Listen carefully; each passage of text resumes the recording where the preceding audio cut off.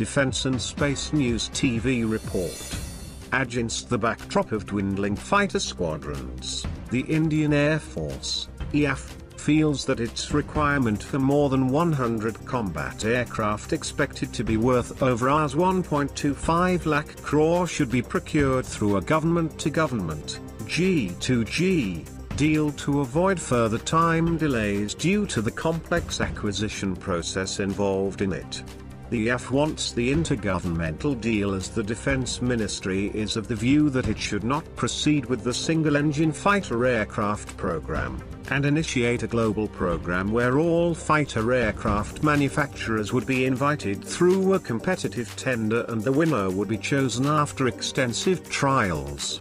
The IAF wants the acquisition procedure for acquiring the new aircraft to be completed in the shortest possible time, and that will be possible only if they are allowed to go for a government-to-government deal with a foreign country. Even a G2G deal would take 4 years for the first plane to be delivered, and this would be the only way to end the vicious circle of delays, government sources told Mail Today. If the government decides to buy planes through a tender route, it would take a minimum of 8 to 9 years, as at least 5 years would be required to select a vendor, and then another 3 would be required for the delivery, they said.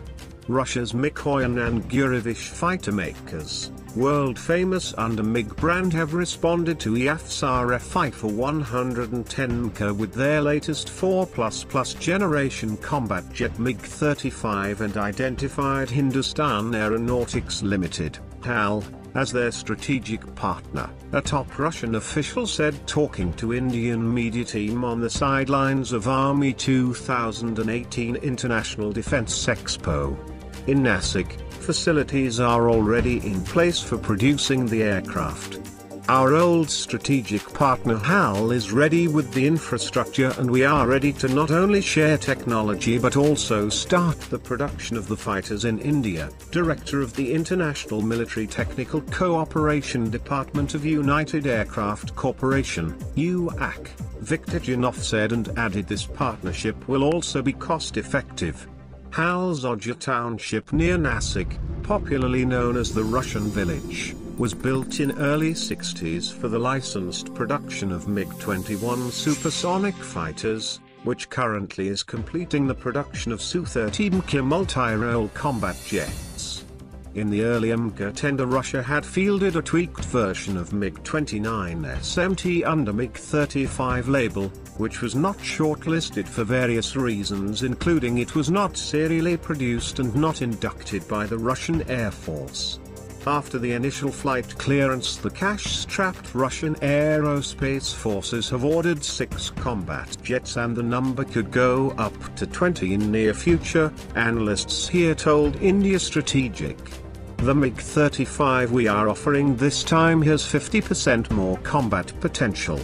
The radar has more expanded capabilities. We can trace 30 targets simultaneously and hit 10 of them together.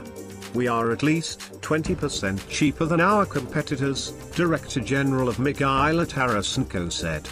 According to Mr. Tarasenko, it will be a radically different aircraft than the one fielded in 2007 tender. It has active electronically scanned array, ASA radar, new avionics, infrared sensors, PVR weapons, 9 hardpoints for hitting land, sea and air targets. We are offering top-of-the-line fighter with unique capabilities. It can serve as a tanker in combat formation, as well as capable of buddy refueling in mid-air, Mr. Janov said, feeling bullish about the Russian combat jet's performance against its Western rivals in the Indian Mmrca tender. Thanks for watching. Do subscribe and stay with us.